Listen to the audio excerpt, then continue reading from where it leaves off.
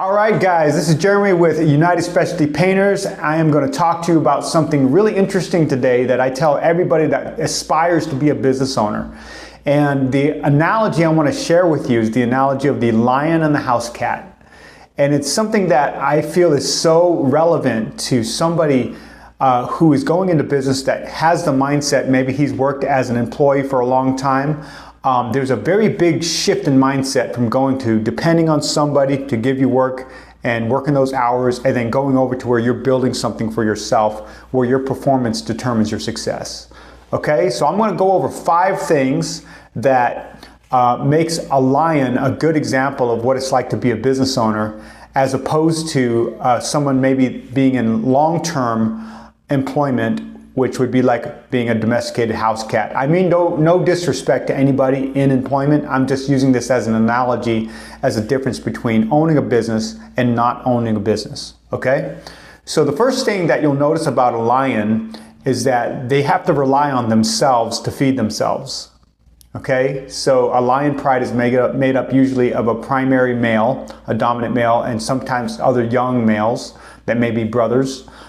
That are in transition going to go start their own pride, and then there's a bunch of females.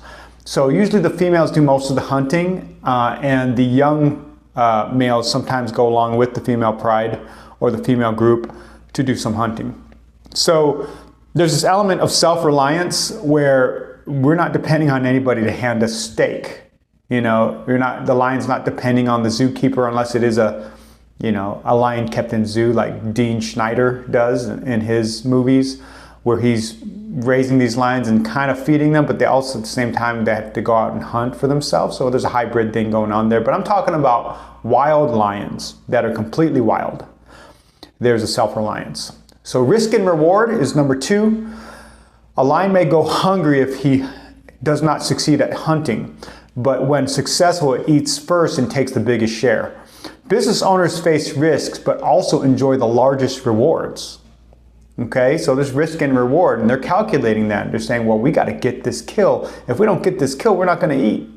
Okay? Number 3, there's freedom. Lions roam their territory freely, making their own decisions.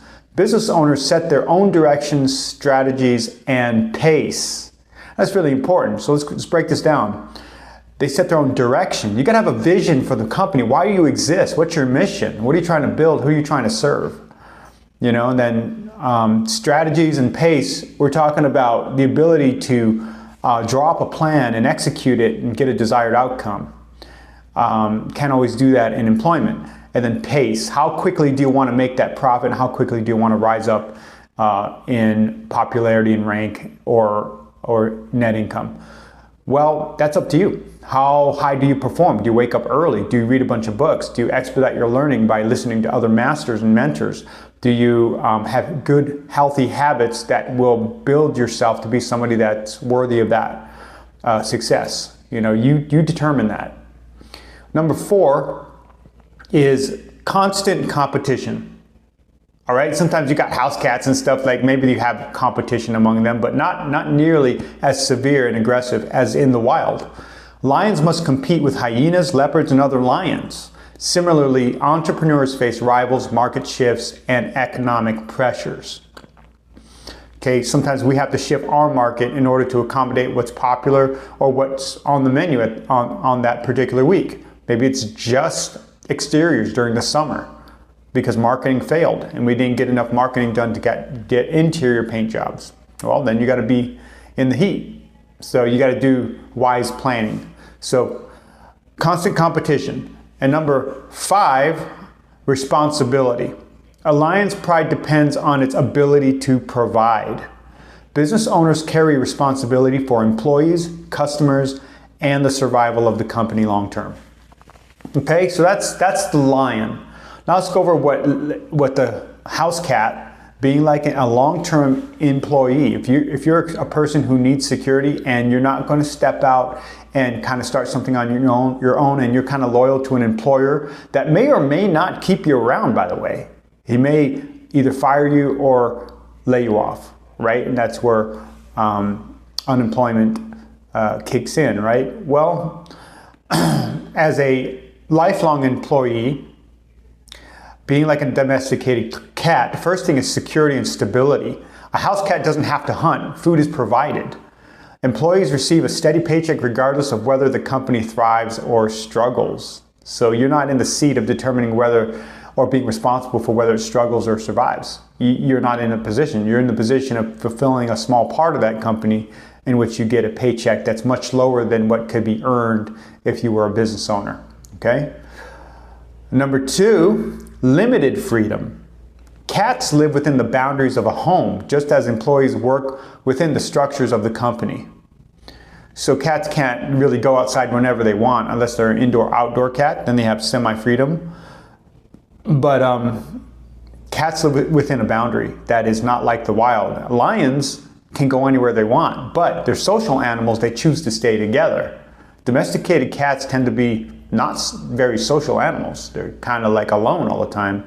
But lions know that they're better together, and the lead is the one who's confidently leading them, the male, and protecting them, and they all kind of live together, and believe it or not, are some of the most affectionate animals in the world. Lions. Just watch them sometimes, the way they love on each other. And they also check each other's ego. They do that too. But limited freedom for cats. Employees work within the structures of the company, and they really can't go outside that. They're committed to that company. And they answer to just usually one person, the supervisor or the boss.